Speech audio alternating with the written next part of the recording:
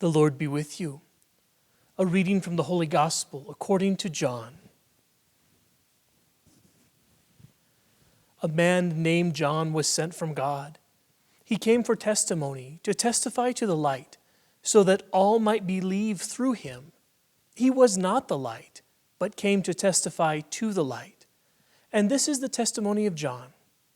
When the Jews from Jerusalem sent priests and Levites to him to ask him, "Who are you?" he admitted and did not deny it, but admitted, "I am not the Christ." So when they asked him, "What then are you? Are you Elijah?" And he said, "I am not." "Are you the prophet?" He answered, "No." So they said to him, "Who are you? So that we can give an answer to those who sent us. What do you have to say for yourself?" He said, "I am the voice of one crying out in the desert, 'Make straight the way of the Lord,' as Isaiah the prophet said." Some Pharisees were also sent, and they asked him, "Why then do you baptize, if you are not the Christ, or Elijah, or the prophet?" John answered them, "I baptize with water, but there is one among you who you do not recognize, the one who is coming after me, whose sandal strap I am not worthy to untie." This happened in Bethany across the Jordan, where John was baptizing. The Gospel of the Lord. Some of you noticed last week that there was an unexpected guest during the recording of the homily as he walked through the sanctuary. Usually late at night when we're doing this, my dog is here with me. And this is Copper, obviously distracted by something over there. Hey, Copper, look over here. There you go. He's going to be 6 years old here in a couple days. Just wanted to say hello to you for all you pet lovers out there. They are a great way to help us, especially with this week's gospel and the readings, inviting us to rejoice in times of difficulty. Third Sunday of Advent. Rose, pink, becomes the color that we focus on. The fancy word we give it is called Gaudete Sunday, the word which means rejoice. We're over halfway through this season of preparation, drawing ever near to that time of incarnation. It's a difficult challenge that Paul gives as he writes to the Thessalonians today. Rejoice. Many of you know that Paul's letter to the Thessalonians is probably the earliest writing that we have in the New Testament, before any of the four Gospels for sure. And remember, as Paul is writing, the notion is that Christ will be coming back very, very soon. All of his words need to be taken in that context and then appreciated in our context now. But Paul gives us a pretty straightforward formula. Rejoice, pray, give thanks. He seems to be able to say, if you're able to do that until Christ returns, you'll know this existence that we call the kingdom of God. It seems simple enough, but what about times like the present, when there's so much suffering, when sickness and death are all around us? What does it mean to rejoice, to give thanks? What are we supposed to do in these times? These are times when all we thought we were, or we thought we were pretending to be, well, it just starts to fall away. This is a time actually of doing less rather than doing more. It's a time of stepping back from all of the things that used to occupy our busyness and daily lives. Franciscan Father Richard Rohr calls this approach to the spiritual life a spirituality of subtraction. This engagement with the Holy Divine One is to help us remove things, titles, clutter, pressure, expectation, all those things that just don't matter. If you've ever stood on the rim of a canyon, you know what it's like to comprehend the immense majesty of emptiness. These clefts in the earth, carved by the incessant flow of water over millennia, are rocky vessels holding a world unto themselves. As we peer over the edge, we look down into the sky held between the canyon walls, a highway for the howling wind and winged creatures of the air. Maybe you've been to the Grand Canyon. You know this vista. You know what this looks like firsthand. Maybe closer to home, for those of us here in Wyoming, you've been in the north central part of our state and you've peered over the vast Bighorn Canyon. Maybe closer to the center, you've made that turn north from Shoshone. You've driven through the Wind River Canyon. Maybe you've made the trip to the northwest corner to see the Grand Canyon of the Yellowstone.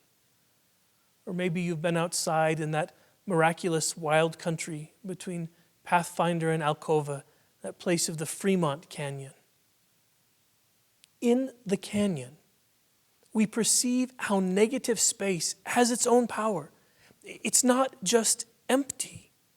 We find that we are just as compelled by the vastness of what's missing, what has been hollowed out, as we are by what remains. There is a potentiality in the chasm, a certain thick luminousness, a sense of seeing deep into the heart of things that are usually hidden under the surface. Like the emptiness of the canyon, though, our own authenticity is predicated first upon an honest assessment of that which is not there in order to reveal the deep truth that remains. Who are you? John is asked. I am not the Messiah, he says. Are you Elijah? I am not. The prophet? No. Relinquishment of these identity markers is John's first act of truth-telling. John knows that he must name the roles to which he is not called before he can affirm that to which he is. And so must we. We must be willing to disappoint the expecting throng. We must be willing to embrace the emptiness of what we were never meant to be. And in this, we find real joy when we can finally stop pretending. Are you the perfect parent? I am not. The best coach of my kids' team? No. The perfect supervisor? The one who can fix everything? No, not me.